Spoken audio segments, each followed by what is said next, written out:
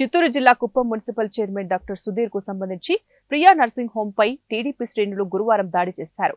Municipal chairman Sudheer టీడీపీలో చేరుతారనే ప్రచారంతో ఆగ్రహానికి గురైన టీడీపీ నేతలు హాస్పిటల్ పై రాళ్లు దాడి చేశారు. ఈ దాడిలో హాస్పిటల్ అద్దాలు ధ్వంసమయ్యాయి. వైసీపీ నుండి టీడీపీలో చేరాలనుకుంటే పరిణామాలు తీవ్రంగా ఉంటాయని హెచ్చరించారు.